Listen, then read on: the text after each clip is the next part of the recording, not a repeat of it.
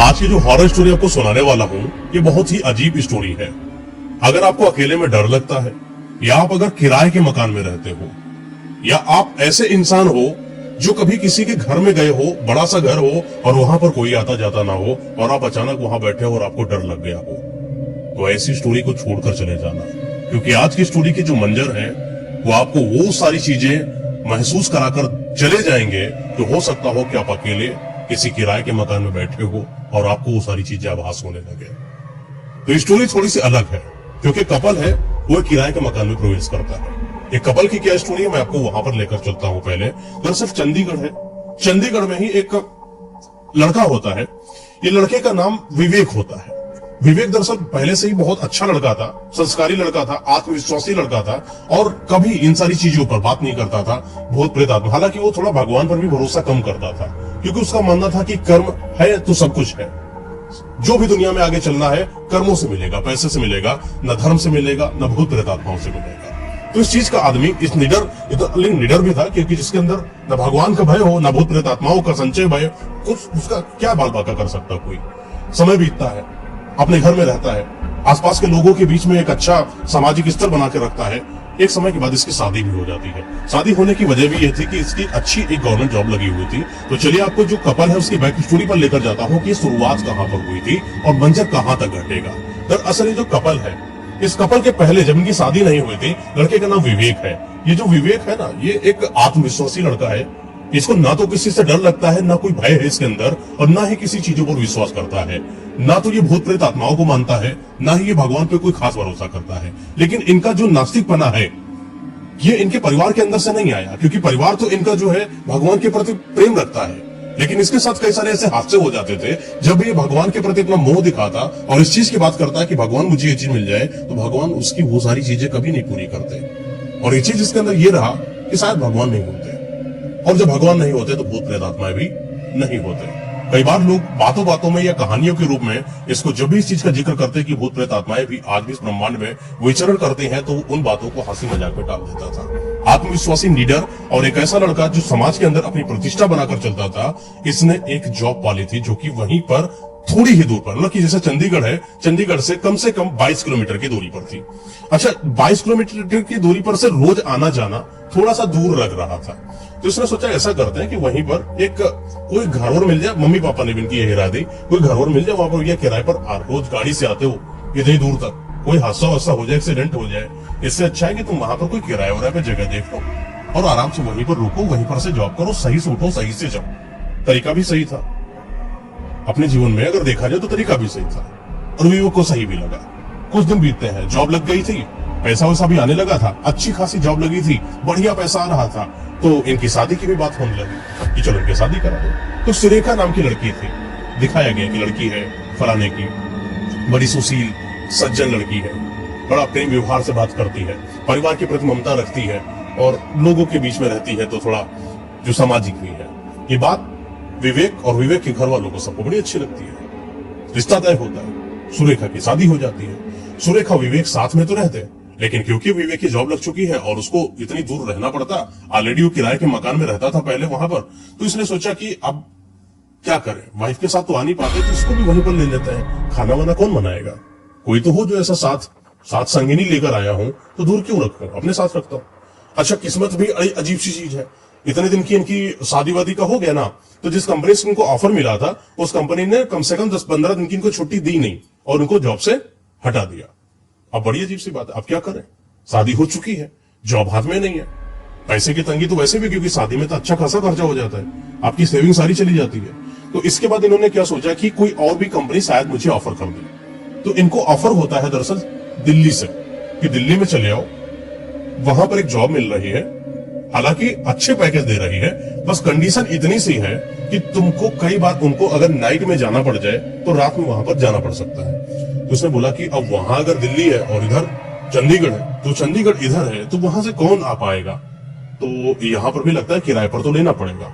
अच्छा, दिल्ली में जो घर मिलते हैं या तो बंगला मिल रहा है या तो फ्लैट मिल रहा है, कोई सस्ता वस्ता तो मिलता नहीं है। तो जॉब भी अच्छी थी, पैसा भी तो था ही, तो एक ऐसा करते कि पत्नी को भी यहीं पर ले लिया जाए और यहीं पर रहते सुरेखा के साथ। और वहां एक बुजुर्ग रहते थे, पता चला कि उनकी कंपनी जो है, कंपनी के थोड़ी सी दूर पर एक बुजुर्ग का घर है। ये बुजुर्ग वहां पर रहता है। इनका जो बच्चे हैं, एक ही बच्चा है जो बाहर फॉरेन में शायद रहता है। तो दंपति जीवन है, बूढ़े और बुढ़िया 2 लोग रहते हैं। 2 मंजिल का घर है, कोई आता जाता नहीं इनके घरों में। 2 लोग बस नीचे मंजिल में रहते हैं, ऊपर का पूरा मंजिल खाली है और इस चीज के इंतजार में है कि कोई बढ़िया किराएदार मिल जाए, सब हो, परिवार वाला हो, पत्नी वतनी हो तो आराम से रह ले। क्योंकि ये जो बैचलर्स होते हैं उनको ये देते नहीं थे, क्योंकि इनको ऐसा मानना था कि पता नहीं कौन इंसान कैसा हो, क्या ना कर जाए, इसलिए किसी एक परिवार वाले इंसान को दिया जाए। इस वजह से कई सालों से शायद इनका एक घर कभी उठा ही नहीं था। तो जब विवेक का प्रस्ताव गया उनके पास तो उन्होंने बोला कि कौन कौन है, तो बोले विवेक है, सुरेखा है, चंडीगढ़ से आने वाले हैं, बड़े अच्छे परिवार के हैं, अभी जल्दी शादी भी हुई है और यहीं पर रहना चाहते हैं। तो बुजुर्ग ने बोला कि ठीक है, रजामंदी दे दी, आ जाओ, रह लो आके। विवेक आता है, पूरी बातचीत होती है, पैसे का तय होता है। तो बोले कि भैया एक बात है कि 2 महीने का एडवांस देना पड़ेगा। तो 2 महीने का एडवांस देना पड़ेगा मतलब ये कट जाएगा कि पहले? नहीं, ये सिक्योरिटी में रहेगा आपका, बाकी जब आपका हो जाएगा तो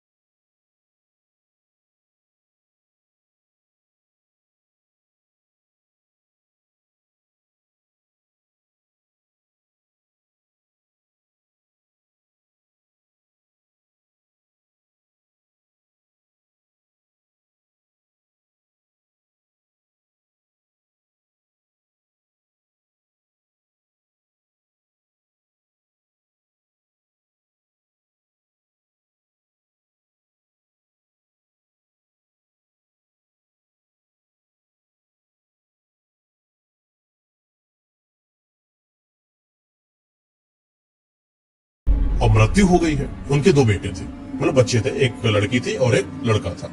अब गांव के अंदर मृत्यु होने के बाद जिस तरीके से, और जो बच्चे हैं वो वहां पर चंडीगढ़ में कैसे रहे, इससे अच्छा है कि इनके साथ रह जाए, विवेक के साथ। अच्छा, विवेक का लगाव भी था अपने भतीजों के प्रति, वो ले आता है, बोला कि तुम भी यहीं पर रहो, सब कुछ बढ़िया चलता है।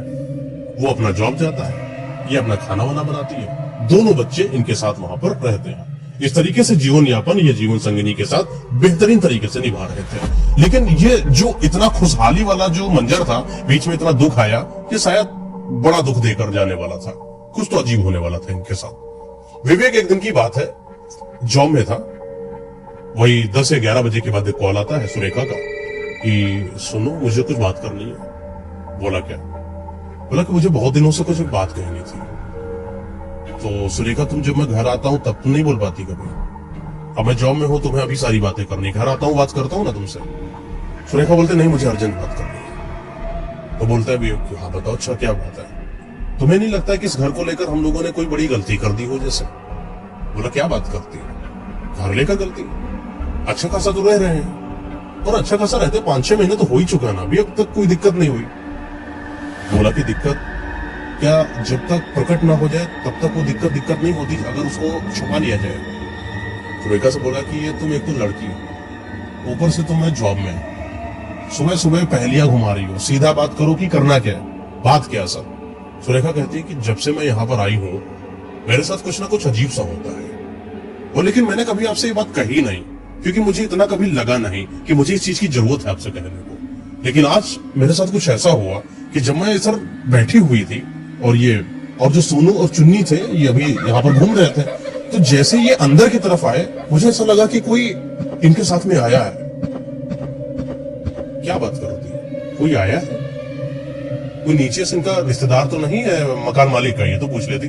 मकान मालिक नहीं था, कोई था जो आया, और वो जो कमरा था ना जिसको मना किया गया था कि वहां पर मत जाना, ऐसा मुझे लगा कि वहां पर कोई दरवाजा खोला और अंदर गया, और जैसे ही मैं पता करने के लिए बाहर निकली तो देखा कि वहां पर वो दरवाजे पर ताला लगा हुआ है, लेकिन वहां पर कोई नहीं। ये एक दिन का हादसा नहीं बता रही हूँ, मैं अक्सर बताती हूँ कि कोई यहाँ पर आता है और अजीब सी परछाई जैसी आती है और वो वहां से गायब हो जाती है, और ये जो चुन्नी है ये बार बार हु करके डराती है। जैसे कि मैंने इसको सिखाया है ना कि हम लोग बातें करते हैं कि भूत प्रेत आ जाएगा, वो आ जाएगा, तो कई बार ये आती है और बड़ी अजीब सी नसीली आंखों को लेकर मेरे सामने खड़ी होती है, बोलती है कि वो खड़ा है, वो डरा रहा है, वो पकड़ लेगा, ये ऐसी सी बातें करती है। और ये बातें कोई नॉर्मल नहीं है, अगर समझो गहनता से, गहराई देखो तो तुम्हें कुछ महसूस होगा।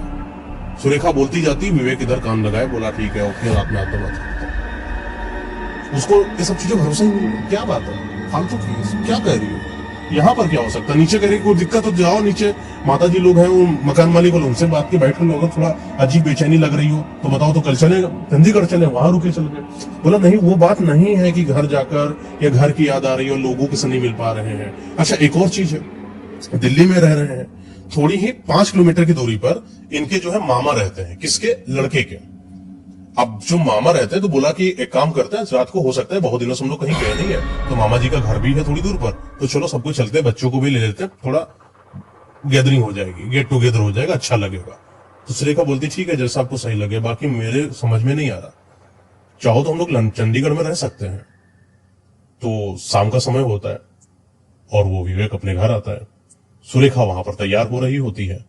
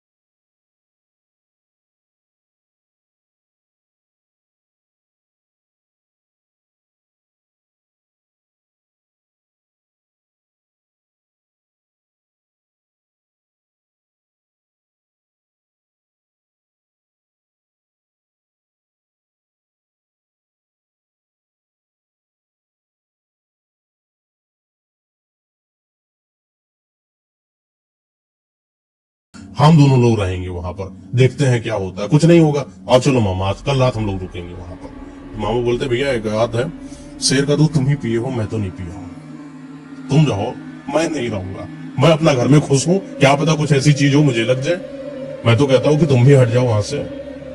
लेकिन मामा को इतनी बार इसने विवेक ने बोला कि इस चीज को मैं साफ कर देता हूं कि सुरेखा की नजर में वो चीज ना लगे, तो एक बार आप मामा हमारे साथ चलिए।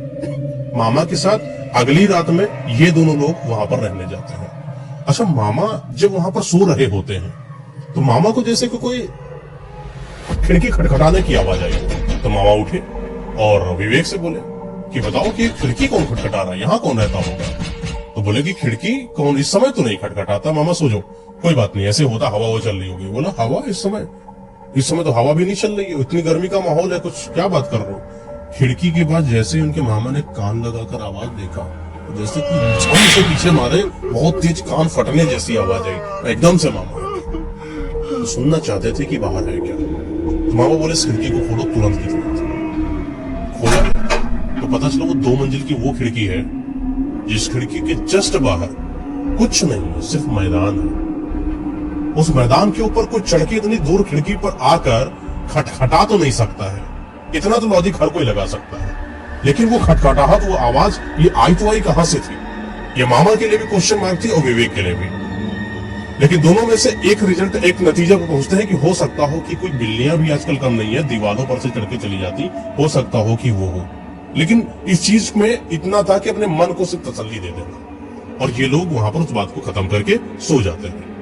लेकिन ये बात मामा के अंदर तो घर कर गई थी। मामा को तो लग रहा था कि कुछ चीज थोड़ा सा तो अलग है। अगली सुबह होती है, मामा और विवेक वापस घर जाते हैं। सुरेखा और मामी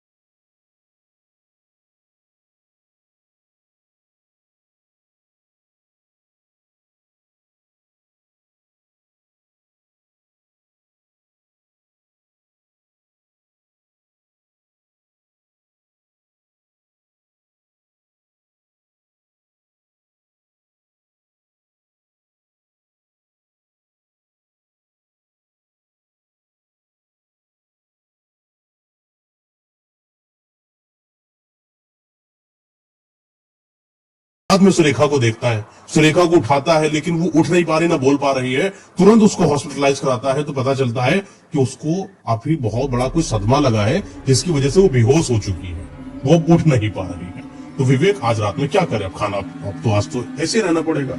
वो हॉस्पिटल में है, तो शाम का समय है, उसको लेके आता है अपने घर पर। आज की ड्यूटी भी नहीं करा, घर पे वापस लेके आता है, कोई बेड पर सुलाता है, केयर करता है उसकी थोड़ी सी। बच्चे भी दोनों हैं, माँ को भी फोन करता है, माँ बाप को, कि दिक्कत हो गई है, आ जाओ। वो लोग अब आ सके, अगले दिन हो सकता है आ जाए। लेकिन इस दिन जो इसका हो रहा था ये बहुत अजीब होता चला जा रहा था। रात का समय फिर होता है, फिर विवेक को जैसे कोई खिड़की से खटखटाने की आवाज आई। आज पहली बात विवेक के साथ कुछ ऐसा हुआ, खिड़की को खटखटाने की आवाज आई। और जैसे इसने खिड़की को खोला, खिड़की में पर्दे लगे हुए थे बाहर की तरफ से, और जैसे इसने खिड़की को खोला, एकदम से कोई जैसे एक आकृति निकली हो, वो कोई पुरुष की थी। वो कोई पुरुष नहीं था, बल्कि आत्मा थी। वो आत्मा क्या थी कुछ पता नहीं चल रहा। एकदम सफेद सफेद सी आंखें, बिल्कुल जिसकी भावें ही ना हो, पूरा टकला सा चेहरा हो, पूरे सब जला जला सा चेहरा हो, जैसे उसकी तरफ एकदम से बढ़ने की कोशिश कर रहा हो। और जैसे ही वो बढ़ने की तरफ कोशिश करा, विवेक आज पहली बार डरा और उसने तुरंत खिड़की को बंद करा और अपने आप को समेट के तुरंत सुरेखा के पास पहुंच गया। आज उसको भरोसा हो गया कि सच में आज यहाँ पर कोई है। खट खट खट खट खट खट खिड़की से आवाज आने लगी, बार बार आवाज आने लगी। सिर्फ एक आवाज आती लगातार, हो कहाँ छुपी बैठी हो कहाँ छुपी बैठी। ये आवाज बड़ी अजीब सी थी, बड़ी घिघरोरी सी आवाज थी, जैसे कि कोई गुरगुरा रहा हो आवाजों में, वैसी आवाज। और उस आवाज के माध्यम से वो किसी को जैसे बुला रहा हो। ये बात जब इसको पता चली विवेक को, आज की रात इसकी भी बड़ी अजीब सी गुजरी। सुरेखा और ये और उसके दोनों बच्चे, दोनों को गले लगाता है चिपक कर, और बोलता है कि इसको घर को मैं छोड़ूंगा तो बाद में, पहले मैं बूढ़े बुजुर्गों से मिलता हूँ, जब मैं बात करता हूँ इनसे हुआ क्या। सुबह समय हुआ, फिर बुजुर्गों से मिला, मकान मालिक से, सच बता दो यहाँ पर है क्या, बहुत हो गया। उन लोगों ने बोला कि यहाँ कुछ भी नहीं है भैया, और अगर तुमको छोड़ना हो तो छोड़ दो, लेकिन लांछन मत लगा। तो बोले क्या करें, लांछन मत लगा। फिर वो जो है, फिर विवेक बोलता है अच्छा ठीक है, मैं छोड़कर जा रहा हूँ, जो 2 महीने की सिक्योरिटी लिया था वो मुझे वापस करो। तो जो बूढ़े बुजुर्ग थे उन्होंने देने से ही मना कर दिया और बोला कि तुम लोग यहाँ से निकलो, लेकिन पैसा तो मैं नहीं दूंगा, जो मन वो कर लेना। विवेक ने बोला अच्छा 1 ही महीने की दे दो। ना 1 महीने की दिया, ना आधे महीने की, ना कुछ दिया। लेकिन विवेक को अपनी पत्नी देखना था, अपने बच्चे देखना था जो कि उसके भाई के थे, खुद को देखना था। सबको उसी दिन उसने उठाया और निकाला, और निकाल कर कहां लेकर आया, मामा के घर पर। सब लोगों को वहां पर सुरक्षित करा। फिर लेकिन इसके अंदर था कि मुझे पता करना है कि असल में यहाँ पर हुआ क्या। ये जाता है उसी घर के आसपास के लोगों से पूछताछ करता है। अच्छा, बगल में घूमती थी, पान उन लगा भैया बेचते थे, तुमसे पूछता है कि सच बताना इस घर का रहस्य क्या है, क्योंकि मैं यहां पर जब गया तो मेरे साथ कुछ अच्छा नहीं हुआ। मुझे आज तक अंदाजा हुआ नहीं, क्योंकि मैंने कभी फोकस नहीं करा। मेरी पत्नी सुरेखा के साथ ऐसा हुआ कि आज उसकी हालत ऐसी है कि वो बेहोश तक हो गई थी, और उसकी हालत इतनी गंभीर हो गई है कि शायद वो सदमा झेल पाए भी कि ना झेल पाए, ये भी कोई भरोसा नहीं। इतनी वो कमजोर हो सकती है मेंटली। मुझे जानना है कि यहाँ पर असल में क्या हुआ। ये बूढ़े बुजुर्ग लोग क्यों नहीं बता रहे हैं कि असल में यहाँ पर है क्या, कि सच में कोई बुरी शक्ति का है यहाँ पर आवाज। तो पान वाला बोलता है कि तुम कोई नई बात कर रहे हो क्या, जैसे तुम तो ऐसे बतला रहे हो जैसे तुम्हें कुछ पता ही ना हो। मैं बोलता क्या पता नहीं है, ऐसा क्या है जो मुझे पता होना चाहिए, और जो पता होना चाहिए था मुझे क्यों नहीं पता चाहिए। तो पान वाला बोलता है कि इनका जो बेटा जो ये बता रहे हैं, इनका कौन सा बेटा है, कौन से यूएसए में बेटा रहता है, ये लोग तो यहीं पर रहते हैं, ये तो निसंतान रहे हैं।